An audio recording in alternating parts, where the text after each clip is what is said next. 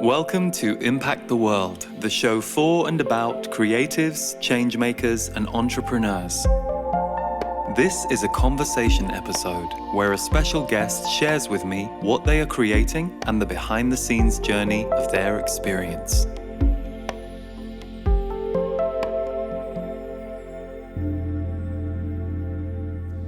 I first knew of Regina Meredith because I was a guest on her show at Gaia.com, and she has interviewed me 5 times over the years. And Regina is the kind of person that every time I would mention I was going to do an interview at Gaia to a friend or a colleague, and I would mention Regina's name, everyone would go, "Oh, I love Regina." She commands that kind of respect because she's an incredible interviewer. And as you'll learn in this conversation that we had, I wanted to find out a bit more about her journey and put her on the other chair and let her talk about her fantastic book that she released last year called Accidentally on Purpose. So if you're already a fan of Regina, I highly recommend getting her book. If she is new to you, then sit back and enjoy this conversation with one of the best interviewers that we have out there in the conscious field, Regina Meredith. I am more than thrilled to have Regina Meredith be here as my first guest for the podcast. And many of you will know Regina from her work on Open Minds for Gaia TV, her own website, reginameredith.com. But Regina actually has a very long career of various roles that is absolutely fascinating. And that's why I'm so glad that you wrote Accidentally on Purpose. Tripping Through Life with Regina. Yeah, Tripping Through Life is accurate. And thank you. I feel totally honored to be your first guest. Of course. You know, I really applaud what you're doing. You have this beautiful studio you've created here, and you're making it possible to help creators create through this work you're doing. It's really exciting. Awesome. Well, that's the idea. Yeah. And I will say to you that, you know, and I'm sure this is true for you and possibly many of our listeners, you have friends who write books, and they give you the books or they send you the books. And I have this enormous stack of books at home that I haven't even read. So I was really happy that you had written this, but I was amazed how good it is. And that's not because I doubted you, but I was reading it going, oh my God, if I didn't know who you were and didn't admire your work, know you as a friend, I think what's so powerful for me about this book is it's the story of a life so far and your journey. It's a story of a spiritual quest and seeing the spirituality underneath your life, but it's also very funny too. You have had quite the life, and if I may, I want to just read something at the end that you wrote in the final chapter, which is called Many Hats, which really sums up your life journey.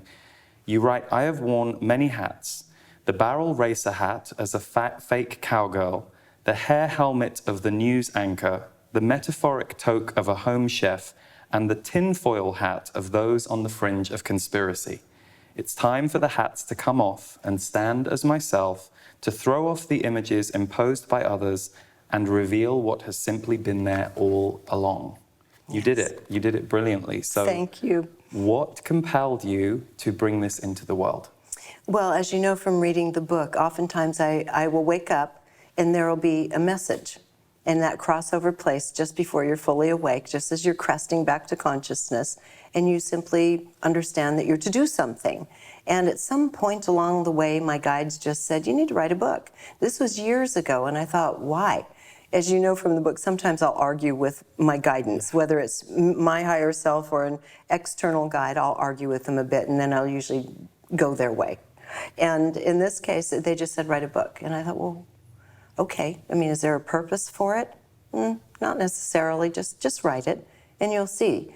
And so I wrote it originally, I started writing it a number of years ago and then kind of put it aside and then actually did a publishing contract with a Japanese publisher because the Japanese had a real thirst for metaphysical material.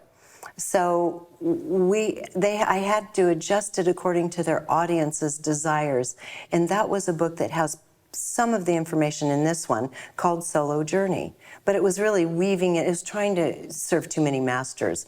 I wasn't that happy with it because I just wanted to share the story. And I couldn't share the first 35 years of it in that format. So what happened right when I signed the contract, Fukushima happened. And that contract, they had paid in advance on it and everything. The contract was essentially dead because their facility was dead. They weren't able to publish anymore. They couldn't get paper. There were a lot of issues after Fukushima. So that just kind of, I put it out there. It was kind of quietly there if anyone wanted to read it. But I was happy to take it down, let's say, and put the real story up. And that's what this one is. Right. Well, what I love about it is how honest you are. And I know that about you from life. But I think for many people who have perhaps seen Open Minds, which is, I've met you in that incarnation of your life, that period. And so I meet many people who will say, oh, I love Regina's Open Minds show. You really not only peel back the curtain on life events, but your feelings and some really tough things that happen. And one thing that really struck me, which I didn't know until reading the book, is you had this really difficult family estrangement, age 2, where you were basically sent away from your family. Could you share a little bit about that? Yeah, it was an accident. No one meant for this to happen. What happened is my parents, my mother had come from Minnesota at 19, my father from Texas at 19. They met in a boarding house in a poor part of San Francisco, down in what was called the Tenderloin. And you know where that is. I know the Tenderloin, yeah. I think it was on Eddy Street, actually. And they met at this particular boarding house and fell in love. And within a short period of time, on New Year's Eve, got married. And then within 2 months, were pregnant with me. And this was not planned. This was something that you know, the birth control today wasn't exceptional.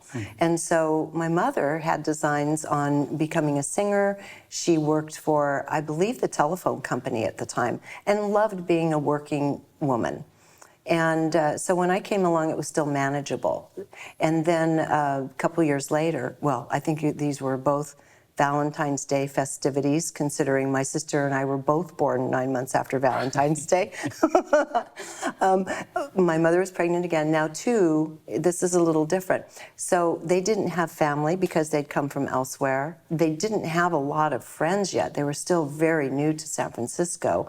And so when my sister came along and it was time for her to be born, when her due date had arrived, they decided the only way my dad could continue working, because men didn't stop working for childcare in the day, was to put me somewhere where someone could watch me. And it turned out to be a children's receiving home, because they knew a lady kind of that worked there. So she could just come in and look at me and report back if I was doing okay.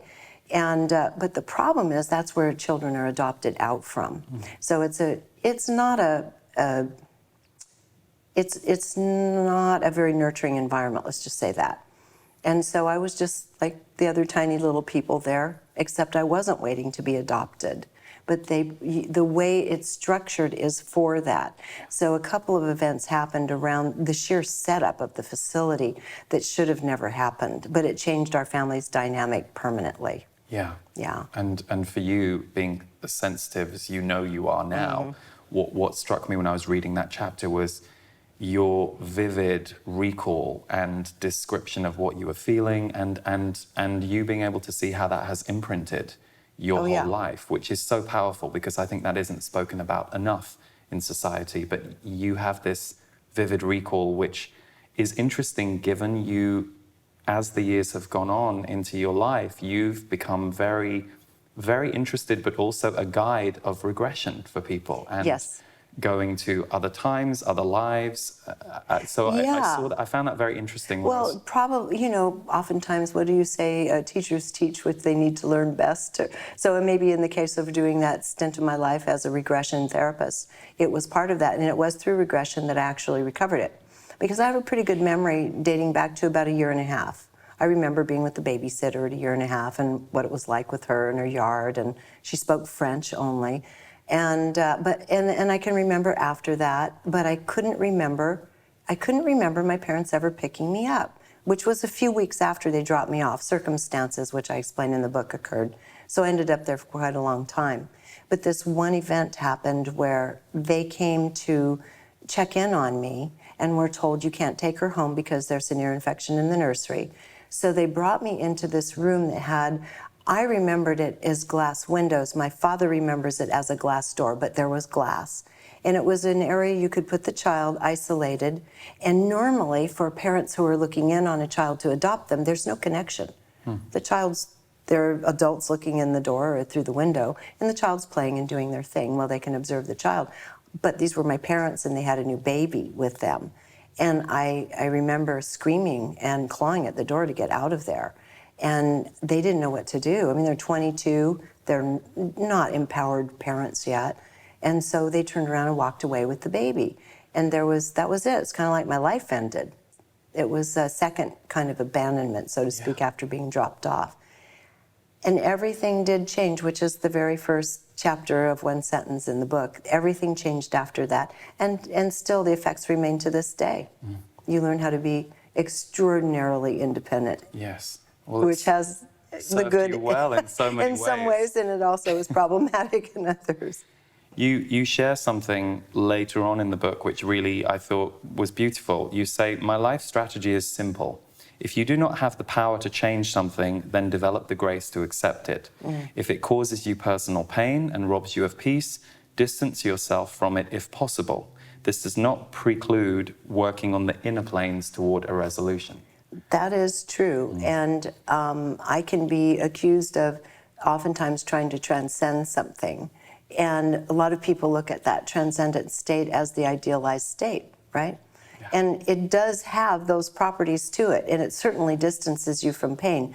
But working on it on the other, on the inner planes, that's fine. But I have difficulty working with it down in the gutter of the emotions, if it's not something that I have been able to almost strategically figure out a path toward. So then I'll just go into the metaphysical understanding of it, and I can go into a great acceptance with that, even very difficult things. So it's interesting. We've talked about this. We've talked about spirituality, how there can be this escape sometimes, and yet, while I completely understand how we can compartmentalize and fragment, something that my guide said to me several years ago about me when I was struggling with some stuff is they said, you walk between two worlds, and that's always going to be tricky. And I also feel that there are some people who just come in open, wired to be sensitive to universal energy, and it's not necessarily always that we can't access our emotions. It's that this is perhaps the wider world that we experience too. I think it depends on the person. It depends on the person. I'm more comfortable, certainly, with that world, and can, like I said, can find, if I can look at the grace of the hidden realities of something, and it has some kind of clarity or logic to it, I can accept things that are really difficult with a relative amount of grace. Smaller things sometimes that are kind of shocking to my system, I don't handle well at all, you know? Like if someone's mad at me or yells at me or something, it's just like, it'll destroy my day for a while. I can't recover quickly from that. It's almost like a trauma. Have you got better as time has gone on with that? No, not particularly. Right. No, I don't deal well with that. So, and it's funny, it's circumstantially oriented. Because I can go to Italy, for example, where everyone yells at everyone else, where it's simply a means of communication, and I can get right up on in it, but it's not personal, and it's just volume oriented, really, you know, like arguing over something over a coffee counter or whatnot, or giving someone change. That doesn't bother me. That's just kind of typical, very garden variety. But if it's personal and it's coming toward me with a lot of velocity, I kind of go into a type of shock, so to speak. Yeah. I can relate to that myself, and it's interesting as you talk about Italy, I think that maybe that's the expectation of the pattern. So we think everything's fine, whereas if it isn't the expectation of the pattern or what's normally happening, then that kind of eruption is very jarring. Yeah, I don't like it when people are unhappy either. I always try to fix it, and being a fixer is not a good idea. Right. Yeah. So I'm going to flash forward a little bit to how most of us know you as a journalist. How on earth did you basically, in your chapter 9, you talk about a journalist is born. You went to KCRA TV, and literally, I'm quoting from the book, you say, I managed to get the job with no experience whatsoever. How on earth did that happen? Oh gosh, I actually was given the hook by a professor when I told that story to a journalism class at Kansas State University when I was on NBC. I told them this story, and simply put, in the day, they didn't check up on you that much. I mean, journalists, were newspaper guys in hats, and a lot of those guys transitioned over from newspapers over to television when television came about. And so telejournalism wasn't really a career path yet. And at that time, Joan, the woman who's known as Joan London, Joni Blunden was her name. She ended up for many, many, many years as the host of Good Morning America in this country. Well, Joan was there at the same time. She had been, I think she owned a modeling agency, and she was gracious and pretty, and she was hired to do a consumer report. I was hired to do sports, and I'd literally written about 5 or 6 articles for a local newspaper on a dare in Tahoe on a basketball league. I was following a basketball league. And I said, well, no, I had journalism experience, that I had studied journalism in college, which I had for a very short period of time. And basically, I just kept hopping from one thing to the next. The opportunity came to do this little sports article. I thought I could do that. So then one day, my husband at the time, I married very young, said, well, why don't you go down and see about getting a job there as a ski reporter? Because I was skiing every day. And I said, I can't do that. I don't know anything about television. I haven't graduated. I don't have a degree. And basically, well, what's wrong with you that you wouldn't give it a try anyway? It was a challenge. It was a dare. And after I stopped crying because I thought I couldn't do it, but I felt like I had to do something, I said, fine, can you get an interview for me? And so he called and he bluffed his way through with the news director and said, yes, we have this young sports writer up at Lake Tahoe I think could be a good addition to your team. So I went down for an audition at that time as a ski reporter, and expecting nothing would come of it. So it's like, it's just a drive down to Sacramento from Lake Tahoe, and it's over with, and I'm done with this challenge. And I was hired on the spot. And I thought, that's not supposed to happen. But again, you didn't need a degree. You didn't need anything. You just had to literally do something like that. Show up and say, hey, I'd like to give it a try. And if you had a news director that was open-minded, and if you were a pretty young woman in the day, you would have doors open for you, because that's really all that was required. Yeah. And it turned out I had a knack for writing and production and communication, but I didn't know it yet. So how quickly was that evident to you? Like with your first few jobs when you were hired, were you nervous? Did you feel out of your depth? Oh, I was sick to my stomach. Yeah. No, I was really ready to throw up before the shows. It was horrible. Yeah. It was so painful because I'm an introvert. I didn't want to be on camera. It wasn't my idea. I didn't want to be on television. Can we just pause there? Because I think for some people that's going to be a bit of a, Regina's an introvert? You know, so I just want to pick up on that. So you're an introvert, and yet you can go on camera and do the work that you do and speak to the people that you do on camera. Yes, because it's you in a television camera lens. It's not a crowd.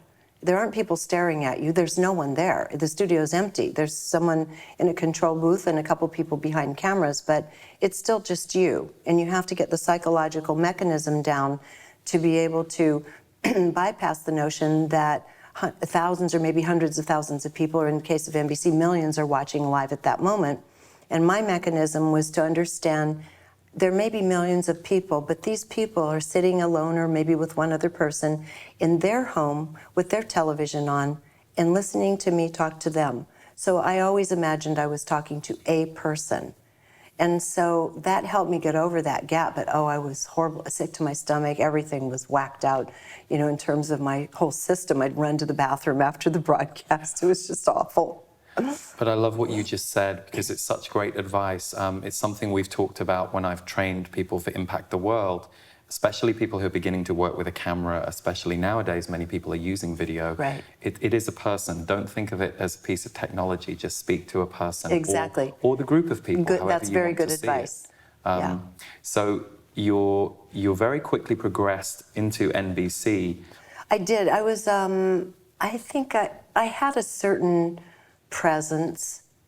I wouldn't say I was a great broadcaster, but I was pretty good. Considering I had absolutely no training, I was pretty good. And I got better as I went along. But what I was good at, I was a very good producer and writer. I could create the mini insert features that we did, which were usually kind of life experiences of the athletes and so forth, up close and personal type of segments.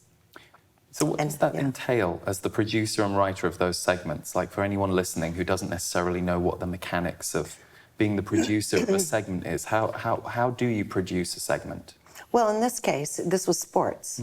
And I was the addition. So I was the weekend sports anchor for KCRA, which was the 20th largest market. It wasn't a small market. I didn't enter that way. These guys were highly paid, the weekday guys, the 5 o'clock, 6, and 11 guys, were paid a lot of money, and they had a lot of help. They had a team. Weekends was a stripped-down budget. I was paid $25 a show, and I did 3 shows a day on the weekend. And then I had one assistant producer who would be an intern, and that's it. And so they would say, you need to go out and cover this story. That's it. I didn't have any training. So I would go out and simply talk to the person with the camera rolling and start feeling their story. And I think that's where what I do now has always been there. I would touch in, they'd say, go out and do an interview with this like B-League boxer. I remember this was the first big one for me. It was a young guy in his 20s who was, I think, a bantamweight, but he had some promise. He wasn't there quite yet, but there was some promise for a fight that was happening in a couple days. They said, yeah, go out and get the story with him, see how he feels about the fight. And so normally with the men who go out and do those, and by the way, I was only the 2nd or 3rd woman in the country to do sports, so there weren't any feminine models for how you treat the subject at the time. I would do the back and forth thing. The guys would say, so tell us, Pete, how's it going? Yeah, good. Okay, what do we think your odds are tomorrow night? Yeah, okay, good. And that was the way they did those. And they thought I was going to do that. And so I'm listening to him and thinking, this guy believes his hopes and dreams are going to come true by punching in someone's face. What kind of A, courage, and B, almost delusion does that take? So I was fascinated with his personality and really started digging and got the most sensitive, beautiful story, brought it back and created a feature piece. I put Simon Garfunkel's The Boxer over it because you didn't have to have rights if it's a news show, and made this really beautiful piece. And it was the first piece I'd ever done. I just figured it out on the fly. And I remember the surprise of it was the men in the department said, well, you didn't have to go that far, because I would always take it to what I thought was the best potential story. And it made their storytelling look bad because they didn't put any effort into it. And so I was not rewarded for that, but I could tell very early on, whatever it is, I know how to help someone tell their story.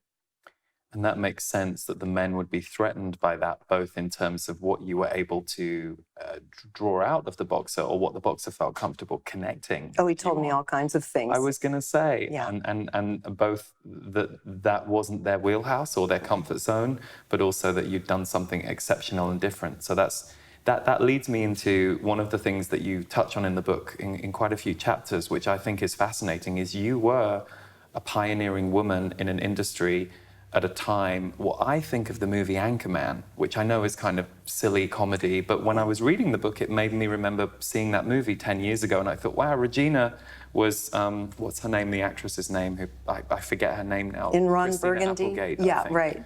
Yeah, so... Well, that is how it was. I mean, I could tell you stories about that. You listen to the Me Too movement now, and it's, some of the women in the Me Too movement that are criticized say, that's just how it was done. Yeah. That was the reality of the day. And I can say that was the reality of the day. Now, don't get me wrong. I was not sexually harassed in any obvious ways, except, a cameraman who kind of would be looking my legs up and down, put his hand on my knee, and I'd slap him and say, Bruce, knock it off, you're married, cut it out. And he'd go, oh, yeah, okay. And that was kind of the extent of it. You just deal with it on the fly. But other than that, I never had any serious pressure applied, but a lot of women did. My character isn't the kind that men easily want to or try to take advantage of, and I don't know why, but they just seem to cut me. I would imagine they're both intimidated by you and they respect you. There seemed to be. It seemed to be. Yeah. But then, speaking of the Ron Burgundy thing, yes, I was in a co-anchor situation with someone similar to Ron Burgundy, and it was hard. In fact, behind the scenes, they asked me to take over the show. And I thought, that's not fair. But then when it was time to cut the budget, they said, so sorry, we can't have a solo woman anchoring, and we're down to 1 anchor, so it's going to be him, not you. So we're not renewing your contract. That happens too. But then on the rising side, and I wrote about this in the book, many years later I found out that the movie Up Close and Personal was actually based on my relationship with the person that wrote it, who was a very, very influential person in Hollywood. And our relationship was as agent, and he represented me as talent. And that showed that kind of stubbornness, living at Lake Tahoe, I don't want to do things your way, part of my personality in the first half of the movie, and then the second half where she became a wildly successful, I think it was a Washington, D.C. or New York news anchor. By that time, I'd already dropped off the map in that career path. Right. Yeah, because I was stubborn. Well, and this is interesting because what blew my mind reading the book, not knowing too much of your history before meeting you through Conscious Media Network and Open Minds and your work pioneering consciousness, spirituality, metaphysics, is how you managed to bring those topics into mainstream television, kind of almost accidentally and a little bit under the, you weren't doing anything but deliberate. On purpose. But you were doing it on purpose, but it blew my mind that you said you had a channeler on the air on very traditional TV. Over a couple of decades ago this was. Oh, this was 3 decades ago. 3 decades ago. More than that now. Wow. Yes. First of all, I had a news director that would allow me, he trusted my instincts. And so I did a series on psychic phenomena. And that's where I brought in, I didn't know it at the time, Russell Targ, who'd been training spies for the CIA. I didn't know what we were looking at with this Soviet experiment he brought back, and I got the tape for. And so I did the story on things I didn't have any idea what I was tripping into until later. And now he and I have done recent pieces and talked about what was going on back then. And I brought in people who were investigating crimes for the police department, cold cases, and did a series on psychic phenomena for them. And then started doing a noontime show. We experimented with a good news show. Well, that didn't last. People are addicted to bad news. But in that, I was very experimental and brought in a channeler to talk about the process of channeling, and no one had heard of it at the time. And, people loved it. The audience loved it. They didn't feel threatened, It was all fresh and new. The 1980s was a huge time for the birth of metaphysics, new thought, all of that. I mean, tarot, astrology, everything. It was a really hot, and where I lived was kind of a hotbed for that activity in California in the 80s. Right. Yeah. And how would you say your own experiences of psychic phenomena channeling have enhanced or guided your life? Well, it's primed to what I am, who I am, and how I understand life. I continue to explore through kind of different lenses and mechanisms, but in the early times, I started realizing that working with that phenomena came naturally. So I'd throw myself in courses, something on psychometry, a little remote viewing, color therapy, past life regression. I did all of it. I wanted to try it all. And I found it was all pretty accessible. And and because it was, I started having access to that kind of data very early on. Metaphysics, the study of metaphysics, started filling in all of those blanks and really creating like I said earlier, almost a complete mosaic of the underpinnings of my own psyche. And I thought it was, I can't imagine trying to navigate life without an understanding of the hidden forces that create reality, and especially our own personal realities. Yeah. So that's just the basis I live from. Yeah, no, and it's all throughout the book and all your experiences. And just jumping ahead a little bit, one of the things that you touch on in the book is the conspiracy theory world. Yeah. And it's something I've really enjoyed talking to you about, because I think there are so many ideas out there, and to me, conspiracy theories are like the supercharged energy in the spiritual world. It kind of attracts people, it repels people, it horrifies people. It's kind of like one of the most crackling energies in the world of spirituality and consciousness. And I definitely think it's important to investigate that stuff, but I also, for myself, felt there was a lot of fear and problematic information and confusion for people. So as someone who has been in the heart of it, interviewed everybody, what do you think is the best lens through which we should look at conspiracy theory type information? Well, I was attracted to it because I'm always looking for that kind of thing that's operating behind the scenes, behind the veil. And so it's hidden. And conspiracy, by nature of calling it conspiracy, right, are hidden agendas, hidden collaborations, and so forth. So I was personally interested because we could feel some major things were off on this planet. Things were being manipulated in such a way that we shouldn't be experiencing. And it seemed to be coming from some known source from the outside. People can argue and say, yes, we're in this planet that lives between the light and dark realms, and this can be influenced by other realms, but mostly it's being influenced by us. And so I felt it necessary for myself to peel back those layers and find out, well, who is pulling these strings and toward what end? And then because I do have a microphone, I have a venue, and I have for a long time, I decided to start sharing that information for others who were curious. And what I noticed was in my audience, often the men would come in on that particular note of conspiracy. They would come in because they're sensing something's off in their own lives. They're looking to kind of place it externally. They're angry, frustrated sometimes, looking for a new way to be. And conspiracy would give them kind of something to hook into on that masculine energy level, including bolstering, sometimes even reinforcing the anger to a ridiculous extent. But it opened them up to hearing new stories. And then once they were there, in the case of Conscious Media Network or Open Minds, I'd find that the men would then start opening up to the more healing material that I do and start inquiring a little more deeply there. Because once you start crossing over into extraterrestrial experience and such, then you have a potential to stay in conspiracy or really go into other stories that can contain elements of healing. Yeah. And so they'd start crossing over into the other materials.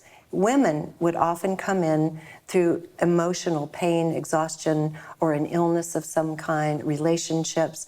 And so they would go right for the healing material and then start expanding out and find themselves intrigued with the outside world more, and then start tiptoeing into conspiracy. So I had to handle it in a way that I felt was responsible for both ends, and also not be gratuitous about it, and propose information that you can't do a darn thing about. If you can't engage somehow, on some level, internally, then I don't think you should really beat a dead horse on that issue. But I have put up almost every kind of subject, and if I feel there's a way for people to make a choice away from this thing, then I will cover it. I don't shy away from those stories. Yeah. I remember the very first time I was coming to be interviewed by you, and I didn't know you at the time. I was full of admiration for you, and I was intimidated. And normally I'm fine with interviews, but because it was you, and because you were such a master, I was like, oh, how's this going to go? And I remember being in the control room watching you interview the person before me that day. And one of the things that I noticed immediately with you that I really loved and that made me feel safe is this person was talking about something that they had received as a psychic message. And they started talking about it, and you asked, well, what did the message say? And what they said was very doom and gloom, very fear-based, and they were running off with it, and I watched you wrangle them back, not because of them, but because of you knowing what vibration you wanted to put out to your audience. Right. And because I had the same resonance of seeing when people are running off with their own fear or what's triggering them and espousing it as a truth to the rest of the world, I always remember thinking that was a very masterful moment. And I think you hold a real special place in people's hearts because of the healing side of what you do. You're investigating all of the information, but you also are here for the healing.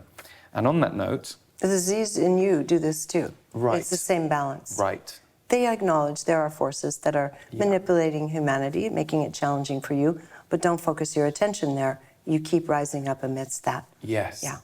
So one healing aspect that's very big for you personally that shows up in the book is dance. And I love the chapters about ballet and about tango. Tell us what dance has done for you. I feel that dance is my most profound, we all have profound means of expression, whatever that may be. For someone, it can be bowling. For another person, it can be playing music or writing. And I feel my most tapped in level of communication is dance. And it's not something that I ever pursued on a professional level, obviously, but it's the thing that makes me feel perhaps the most connected, which is with ballet. It's interesting because that's very much solo. Takes so much discipline and work and effort with ballet to go to that core of yourself, mentally, emotionally, and physically, literally go to your core, just to be able to execute moves. So it really, I think, it has a real, not only a strengthening, but there was an objectivity about it. Either you can do the move or you can't. And I had been in such a subjective world, this was just after NBC, that I needed something totally objective. I can either do this or I can't do this. I just need to know this is my world, these are the parameters, and I have something clear to work toward. So that was an inner strengthening. When it came to Argentine tango some years later, that came to learning to, at a very sublime and subtle level, go into relationship with another person, because that dance requires, if you're going to do it at a high level, do it well, it requires absolute presence. You can't even have a thought as a follower. The women are the followers. You can't even have your own thought as a follower. Because if you think a thought, in that moment, you can miss the very next step that's being led, because it's all improvised. And so having to learn to follow that was big, because I'm an independent person. And I remember the night, I'd been dancing a short time, but I learned very fast. And so I was already kind of dancing above the level I should have been, and I was getting a little full of myself, thinking, I don't want to dance with that guy. He's not very good. It's like, hey, you've been here 3 weeks. Come on. You're lucky anyone will dance with you. So this guy asked me to dance, and he didn't feel the music. He couldn't feel it. And so I'm tied to the music because it's running through my blood and my nervous system. And so it was like this, like a push and pull. It was, I don't even know what you want to call it, except something like a car wreck. It was a terrible dance. And he was frustrated and quit after one dance. Normally you have to dance what's called a tanda, a set of 3 dances before you dump the person if you didn't like it. He dumped me after one dance, and I thought, oh, thank God, that was awful. And I sat down and I thought, uh-oh, you better learn to follow or quit tonight. That's your choice. And I loved it so much, I thought, I'll learn to follow. Even if they can't hear the music, I'll learn to follow. And I did, and it became a very, very beautiful period of my life, because I was getting exhausted as a single mom, running my own business, Luminart Productions. At the time I had the national cooking show, international actually, Regina's Vegetarian Table. And so I was the head of that crew, and it was just, I had a lot of responsibility, like a lot of single working moms do, and I had that extra layer of learning to have total reliance on myself, but not much on other people, unless it's a specific role or task. And so having to just open yourself up on such an intimate level, where your bodies are pressed, that style of tango, you're pressed right together. It's closer than making love with people in most cases, because your cheeks are together and your bodies are together and you're completely embraced. And to have to move with that stranger became almost, it was a path of, more than a path of inquiry. I wanted to master that feeling, and that's what tango allowed. I love it, because one of the things that has come through the Z's over the years, and I've applied this myself and it's come out in the teachings, is if you want or need to create new energy in your life, go and learn something new. Yes. So that was very smart of you to recognize there was something missing. And I think sometimes people, and I've done it too, you think, oh, I need to eliminate something from my life. But actually, sometimes what can you add that's completely different, that's not all of your other roles? Well, that's the group of people we're talking to right now. It's a creative endeavor, a new creative endeavor, something new to master and within new energy yourself. Through the body, new energy through the mind. It's fantastic. So I could talk to you for a lot longer than we actually have, but there's one thing I just wanted to bring up. You talk about your son, Stuart, and you said that a couple of different things about having your son. So first of all, you didn't think you were supposed to or able to have children. You were told you couldn't have children. Right. And then you were able to have Stuart. But what horrified me in the book was reading about your C-section and how you could brutal. feel everything because the anesthesia wasn't working. Right. That was not Yeah. good. It was, you do not want to have your midsection cut open without anesthetic. That is for sure. It was very uncomfortable. And I couldn't do anything because they had done a trachea treatment where they put the tube down your throat. Yeah. In case I had gone under, which they expected I would, but I didn't. So I couldn't say anything. I couldn't make any noise. And what happens is your musculature becomes paralyzed, so you can't move, but the nerves were still alive and feeling everything. It happens now and then. It doesn't happen that often. And, you know, they don't know when that is and isn't going to happen. But they were horrified the next day when I told them their conversation while they were doing the C-section on me, that I was not asleep and I felt everything. I said, look, I'm not litigious. I'm not going there. I'm just telling you, you need to find another way to check. One was I had tears running out of my eyes and no one looked, apparently. So that was tough, but everything about it was miraculous. It was beautiful. It ended up in that moment painful, but the moments prior to it were an experience I think very few women ever have, which was I had no pain associated with maximum labor. There was no pain. I felt like waves of an ocean running through me. I'd gone into a hypnotic state. And probably because of the trauma in the room, I was bleeding out. And so my sister was holding my hand. She has big blue eyes, very calming bedside manner. And she said, just stay with me. And I did. And I trusted her energy. Everyone's running around. The room has, blood and such all over, and they're trying to hurry and get my gurney into the OR. And I felt completely at peace and no pain. It was really quite beautiful. I thought, wow, the miracle of the body, like waves of the ocean, trying to move this baby from me. Well, had we not been there, we would have both died. The baby was not going to be able to engage and come out properly. He was going into fetal distress as well. Not fetal, but is it called fetal distress before the baby's born? Anyway, he was in distress. Yeah. Yeah, and what was so powerful about reading that part of the chapter was, you read what you were experiencing, and then you top it off like a paragraph later by going, I looked at my son and it was the most beautiful moment. Oh, yeah. And so I just thought it was such a parable of life. It was like something very extreme and intense birthing into this beautiful moment. Beautiful on both ends. Never had a day of discomfort while I was pregnant with him. Never had a moment of morning sickness.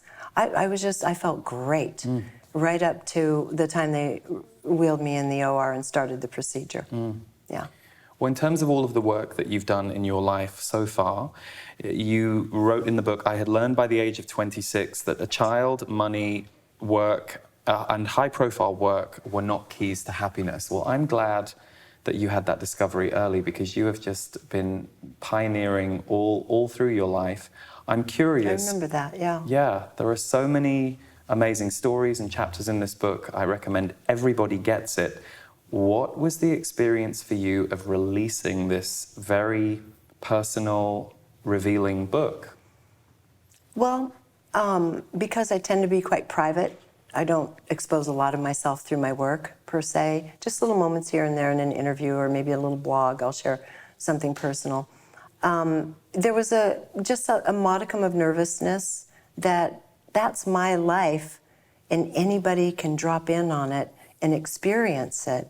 And so I did, when it was very first posted to Amazon, I did feel a little bit vulnerable, but then I started seeing the comments from people, and it started calming me down right away, because I thought, you can look at a life lived like this from a lot of different levels. Yeah. And a person could be very judgmental because it looks like a life that has no master plan, but it has its plan coming from the higher aspect of myself, which doesn't look like what you would put on paper as a master plan. Yeah. And I live by that part. So you can look at it and say, wow, she was stubborn. She certainly screwed up on that decision there. But each thing led me to the place I needed to go. And the experience you were talking about in the airplane of knowing that money and high-profile career wasn't going to do it for me was I was sitting in first class and a family got on for Christmas. I was going to another playoff game for NBC, another first-class hotel and flight and everything. And they had their little bags of presents, and they were obviously going to see family. And my heart was just crushed. I thought, I'm going to another hotel room by myself to do another game. I don't have any of that. Those are the things that matter, your family, love, sharing. And so that's when I realized that wasn't going to be the thing that brought me that deep satisfaction in life. Yeah, yeah. Well, I'm glad that that happened for you and that that has underpinned everything that you've done. So, what's next for you? I know you have reginameredith.com. You have your show on Gaia Open Minds, and on reginameredith.com you do your own interviews. I know you're about to start adding a whole load of other things to reginameredith.com, other shows, and I am, and I do. I also do workshops, like weekend workshops. I really backed off on it this year because I was having a hard time juggling both my site and Gaia, and finding the time to do those as well. But I'm going to start picking the workshops back up again because those intimate gatherings, people just seem to go away floating. They just love them. We go into a lot of regression and guided meditation and so forth. And I enjoy doing that. And that's the next project I'm doing, is I'm going to release some of my meditations and help people with different aspects of their life in just a very gentle way. I like doing everything gently, to be a respite for people. which is so needed. Yes, so that's happening. And I'm toying with some other ideas on my site of being able to have people access me one-on-one if they'd like to, and just have either a conversation, or we can define some topics that we'd really like to drill down into together. I'm comfortable with either one. So we'll just see from there. I do allow myself to be led one thing at a time. The progression comes very naturally for me. And ultimately, I'm with Gaia for a while longer. Right now I'm enjoying myself there. But there'll come a time when I'll have to go my own direction because I won't have the time to do both. Yeah. Yeah. Well, I love what you just share about one thing at a time, because I think that's often the thing. People have a creative big vision or a plan for themselves, those who do have that, and it can be overwhelming, and you build it one brick at a time. So Indeed, and one thing I'm going to be forced to do, which I really rejected up to this point, is more social media. And I thought, just change your view on it. Yeah. So I'm going to be sharing more glimpses of life, and I will be focusing more on another part of my site called The Art of Balanced Living, which is actually a project I was going to do 15 years ago. And I thought, now's the perfect time. Little snippets of dealing with something in everyday life, making a smoothie recipe I found in London that everybody loves, and just starting to blend back some of my cooking show days, my metaphysical days and observations into little short videos that will be posted through social media. And I think that'll be, for me, that's a big stretch because it's very personal. That's great, though. I love how it's all coming together. And for anybody listening or watching who has enjoyed this interview, I would greatly, greatly recommend that you go and pick up a copy of Accidentally on Purpose, Tripping Through Life with Regina. It's available through Amazon or reginameredith.com or other bookstores, right? Mm-hmm. Mostly through Amazon. That's the easiest path for everybody. Fantastic. Yeah. And Lee, I have to tell you, this is your first time doing this as the interviewer in this role. We flipped positions. And you did a very graceful and beautiful job. Thank you very much. You're very good at this. I feel knighted by you. Thank you. Thanks, Regina. You have been listening to Impact the World. For more of my work, please visit leeharrisenergy.com. And to attend my 5-day Impact the World in-person training event held in Scottsdale, Arizona in April 2020, visit leeharrisenergy.com/impact.